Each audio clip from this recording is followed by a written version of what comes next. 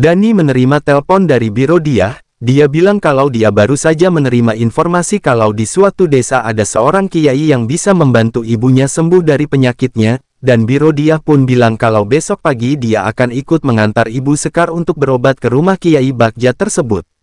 Keesokan harinya, pagi-pagi sekali terlihat Biro Dia sedang berjalan kaki seorang diri, namun tiba-tiba saja dia menghentikan langkahnya karena dia melihat di hadapannya ada sesosok makhluk menyeramkan menghadang jalannya.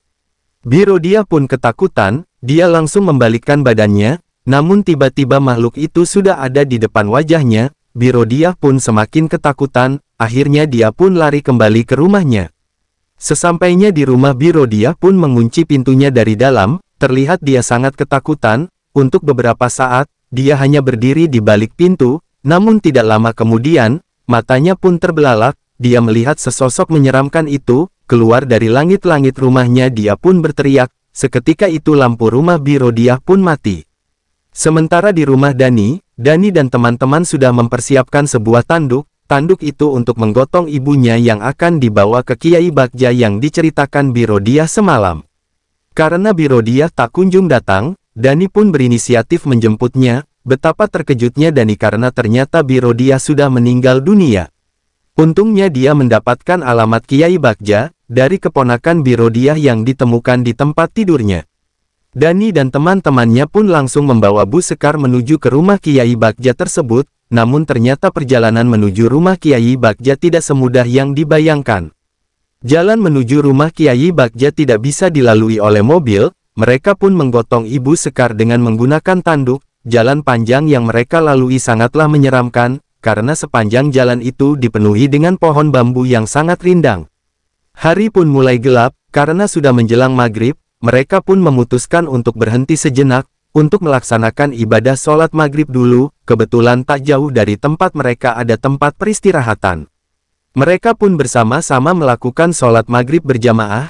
Ketika sedang sholat berjamaah itu Dodi merasa takut dan menengok ke belakang. Dia pun melihat ibunya sedang didekati makhluk seram. Sholat berjamaah maghrib pun selesai, Dani pun memegang Dodi yang tidak mau bangun dari sujudnya. Ratna yang duduk paling belakang pun berteriak kalau ibu mereka sudah tidak ada di tanduk. Mereka semua langsung mencari dan menyebar, sementara Dodi dan Ratna tetap diam di tempat peristirahatan itu. Mereka berpencar masing-masing dengan 2 orang.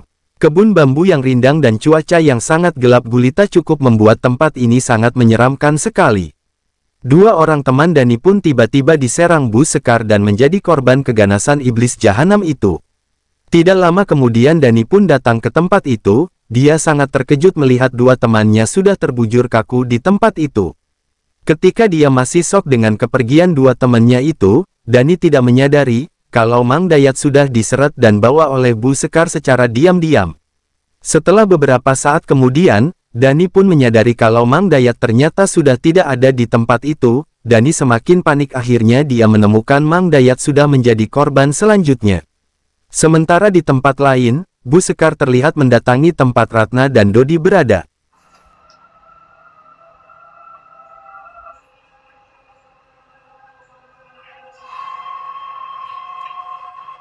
Ibu.